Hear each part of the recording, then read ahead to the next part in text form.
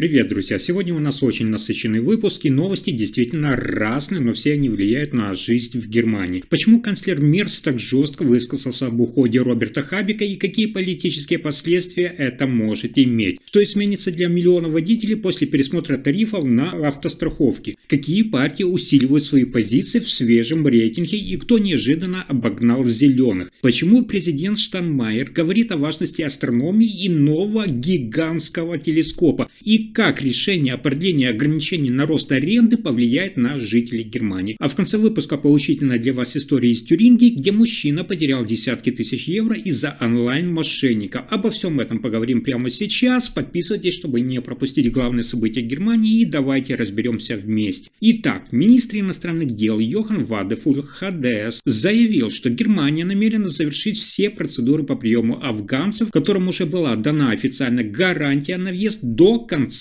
этого года. Он подчеркнул, что такие обещания юридически обязательны и их важно выполнить. По данным ведомства, внимание, около 2100 афганцев с подтвержденными немецкими гарантиями находятся сейчас в Пакистане, еще примерно 200 в самой стране. Вадефуль также поблагодарил пакистанскую сторону за продление сроков для завершения всех необходимых проверок до конца года, что, по его словам, даст возможность ускоренно и качественно завершить процесс. Ранее Федеральный суд, напомню, постановил, что Германия обязана соблюдать уже существующие гарантии на прием, даже если программа приема афганцев была приостановлена. Вадефуль подчеркнул, цитата, «Мы должны выполнять то, что уже обещали». А дальше неожиданная новость. Канцлер Фридрих Мерц резко отреагировал на уход экс-вице-канцлера Роберта Хабека из политики. Он назвал его прощальное интервью неприятным и даже стыдным, отметив, что Хабек в нем показал черты характера, которые, по его словам, мы и так давно подозревали.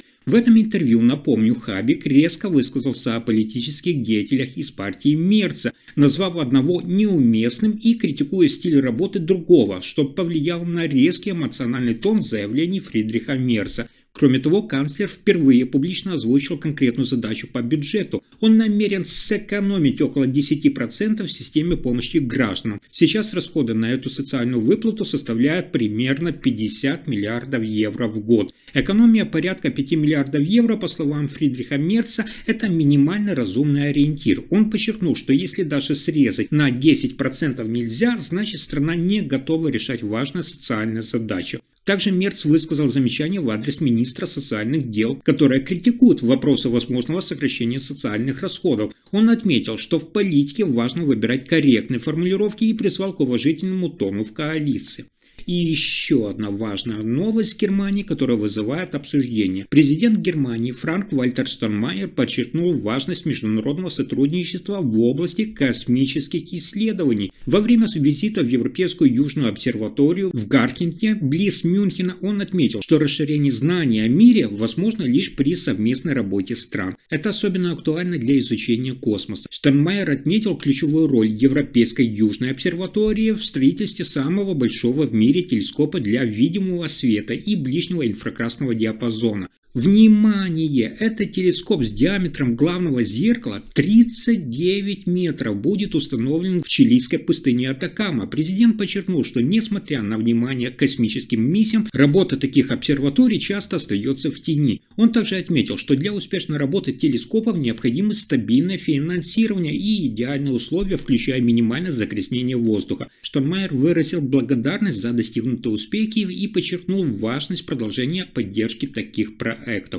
А теперь новость с самыми свежими рейтингами партии Германии. Все вы знаете, что в Германии сегодня продолжается политическая нестабильность, о чем свидетельствуют последние данные социологического опроса. Согласно данным Института Форса, опубликованным 2 сентября 2025 года, партия «Альтернатива для Германии» АДГ сохраняет лидерство, опережая Христианско-демократический союз ХДС и Христианско-социальный союз ХСС на 1 процентный пункт. В то же время партия левых впервые за последние 8 лет обогнала зеленых, набрав 12% против 11% у зеленых. Это изменение в политическом ландшафте Германии привлекло внимание политиков и аналитиков. Согласно опросу, «Альтернатива для Германии» сохраняет 26% поддержки избирателей, в то время как ХДС-ХСС набирает 25%. Социал-демократическая партия СДПГ увеличила свою долю до 14%, а левые поднялись до 12%. Зеленые потеряли 1% пункт, и их результат составляет 11%. Свободно-демократическая партия и партия Союз Сары Вагенех остаются на уровне 3%. И, внимание, примерно 25% избирателей остаются неопределенными или не намерены голосовать.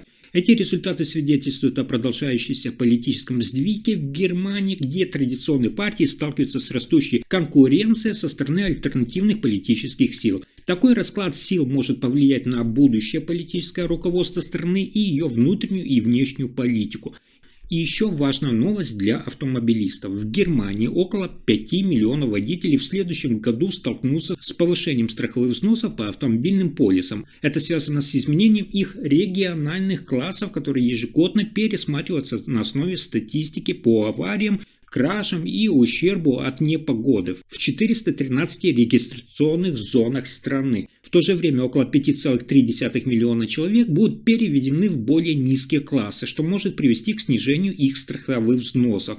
Для большинства водителей, примерно 32,1 миллиона, изменения не произойдут. Особенно значительные изменения затронут внимание жителей Гессена и Северного Рейна-Вестфалии, где почти каждый четвертый водитель будет переведен в более высокий класс. В крупных городах, таких как Франкфурт и Берлин, наблюдается наибольший рост числа аварий, что приводит к повышению страховых взносов. Например, в Берлине стоимость полиса может быть на 58% выше, чем в Мюнстере, из-за различий в региональных классах. В то же время в таких регионах, как Бранденбург, Шлезвиг-Гольштейн, Нижняя Саксония и Мекленбург, Переднее Померания, наблюдается снижение числа аварий, что может привести к снижению страховых взносов для местных жителей. Например, в районе Эльбе-Эльстер в Бранденбурге ущерб составляет на 30% меньше, чем в среднем по стране. Эксперты отмечают, что повышение страховых взносов связано с увеличением расходов на ремонт автомобилей, которые за последние 2 года выросли быстрее, чем общая инфляция.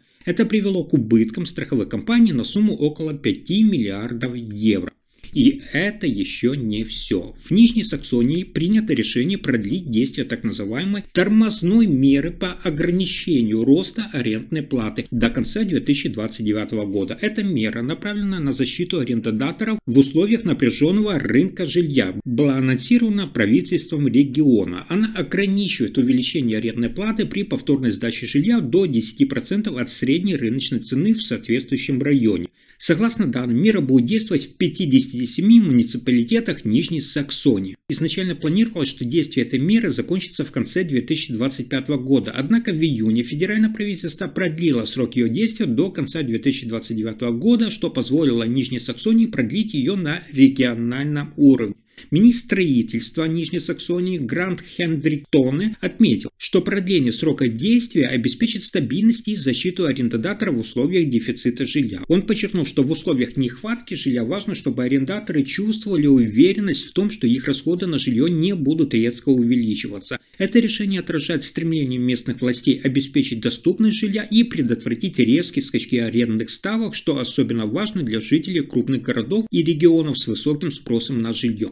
А теперь интересная и поучительная новость. В Тюрингии 67-летний мужчина стал жертвой онлайн-мошенников, потеряв, внимание, 81 тысячу евро. Ищущий инвестиционные возможности в интернете, он перешел по ссылке, ведущей на фальшивый сайт, где ему обещали высокие доходы. Мужчина многократно переводил деньги на зарубежные счета. Когда ему сообщили о необходимости уплаты налога на выигрыш перед получением прибыли, он заподозрил неладное и обратился в свой банк. Там ему подтвердили, что он стал жертвой обманов. В понедельник он подал заявление в полицию. Если информация оказалась полезной, ставьте лайк, подписывайтесь на канал и делитесь видео. Спасибо за просмотр.